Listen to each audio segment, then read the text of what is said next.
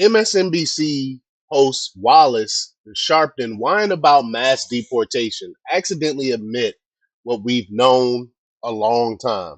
That's right, professional uh, race hustler and grifter Al Sharpton.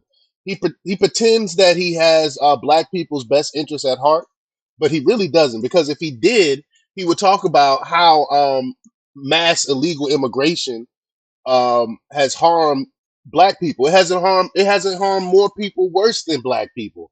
And he refuses to speak out on it. And he's been caping for the left on illegal immigration, which is crazy. Again, no one has been affected more by illegal immigration than black people, and he continues to push this open border agenda, which is ridiculous to me. So we're gonna talk about it. We're gonna play this clip, but before we get started, go ahead and hit that like button. Share this out so we can get this information out there. Subscribe if you're not already a subscriber, and hit that alarm bell so you know when I'm putting out new stuff. Also, check out my link tree in the description.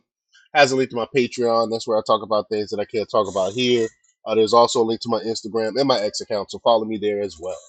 All right, so let's get into this news. Now, this comes from the Red State from Mike Miller.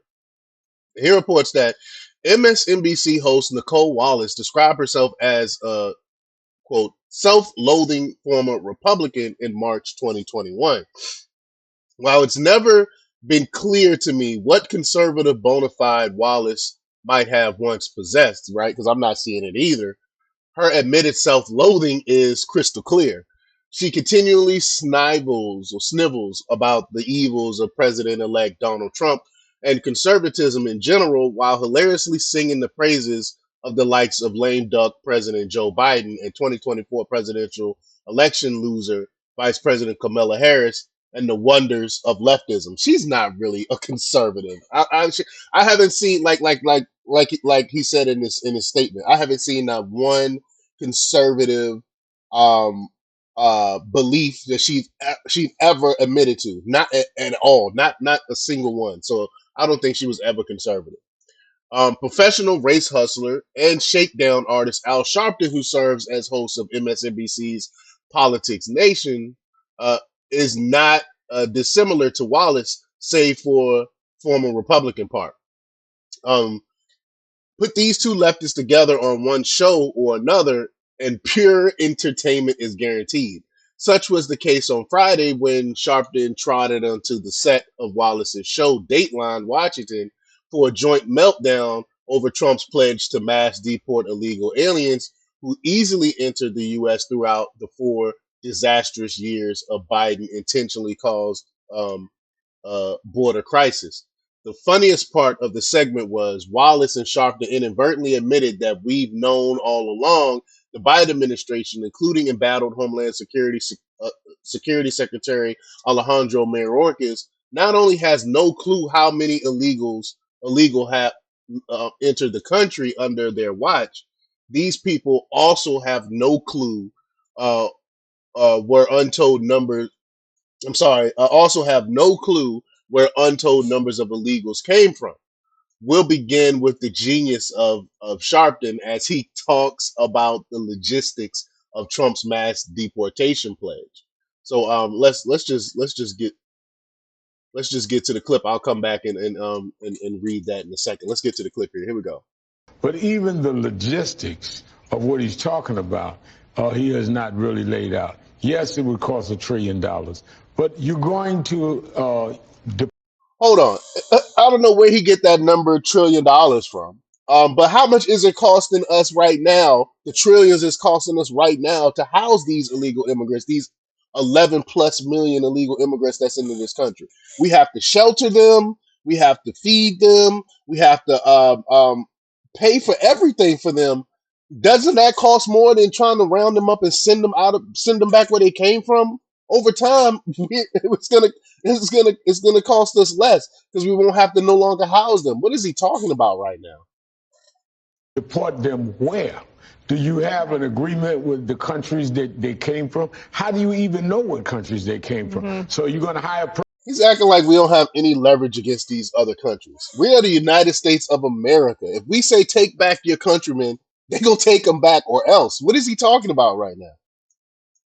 personnel to track down, do you come from Mexico? Do you come from Ecuador? I mean, the logistics of doing this is ridiculous because Well, so he's saying it's going to be difficult, basically. So we should just give up and just continue to give these people our money because it's difficult, because it's hard.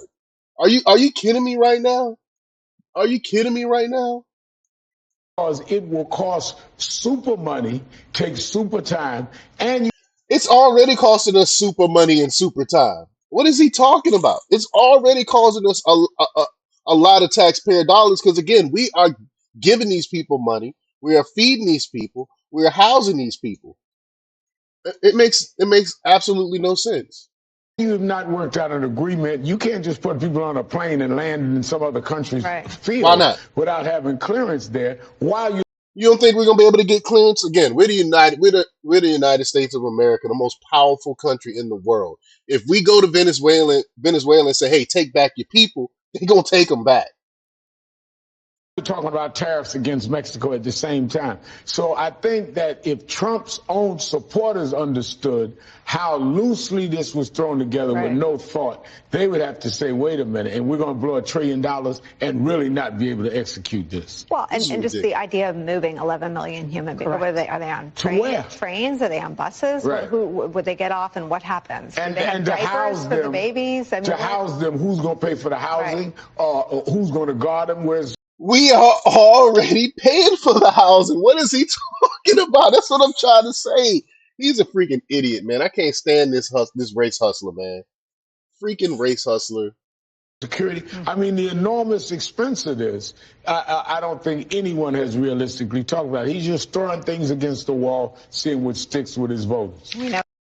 So we shouldn't do anything. We should just continue to give these people money, continue to give these people housing while our own people are suffering. That's basically what Al Sharpton is saying.